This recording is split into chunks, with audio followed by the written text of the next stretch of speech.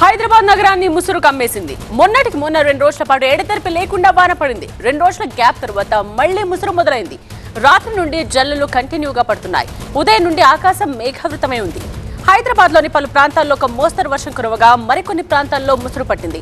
లక్టీకపూల్, నాంపల్లి, కోటి, అమీర్పేట్, మెహదీపట్నం, మలక్పేట్, దిల్సుఖ్ నగర్, హయత్ నగర్, వనస్థలిపురంలో భారీ వర్షం కురుస్తోంది. దీంతో వరద నీరు రోడ్లపై నిలిచిపోయింది.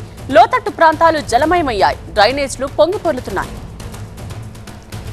మా ప్రతినిధి నూర్ సిద్ధంగా ఉన్నారు లైవ్ లోనే మరింత సమాచారంతో. నూర్, ప్రస్తుతం సిటీలో పరిస్థితి ఏంటి? ముఖ్యంగా లోతట్టు ప్రాంతాల్లో పరిస్థితి ఏ విధంగా ఉంది? తెలంగాణ వ్యాప్తంగా పలు ప్రాంతాల్లో ఆల్రెడీ వాతావరణ శాఖ రెడ్ అలర్ట్ చేసింది. కానీ హైదరాబాద్ మనం చూసుకుంటే ఆరెంజ్ అలర్ట్ చేసిన పరిస్థితి. హైదరాబాద్లోని అనేక ప్రాంతాల్లో మార్నింగ్ నుంచే ముసురు చాలా ఎక్కువగా ఉంది. ముసురు కంటిన్యూగా ఉండటం వల్ల ఎక్కడ నగరవాసులు కూడా బయటకు రావట్లేదు. సాయంత్రం పూట అయితే కొంతమంది అయితే తన అవసరాల కోసం బయటకు వచ్చిన పరిస్థితి. ఏదైతే లోతట్టు ప్రాంతాల్లో నైట్లో పడిన భారీ వర్షాన్ని జలమయమయ్యావో అధికార యంత్రం ప్రధానంగా జిహెచ్ఎంసీ రంగంలో దిగి అక్కడి నుంచి వాటర్ తొలగించే ప్రయత్నం చేస్తుంది.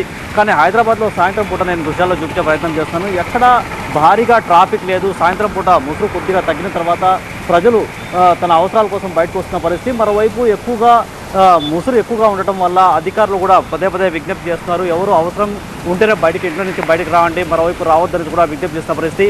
ఒకసారి వాతావరణంలో మార్పు వచ్చిన తర్వాత వర్షం ఎక్కువగా పడినా కూడా జిహెచ్ఎంసీతో పాటు పోలీస్ యంత్రాంగం రెడీగా ఉంది.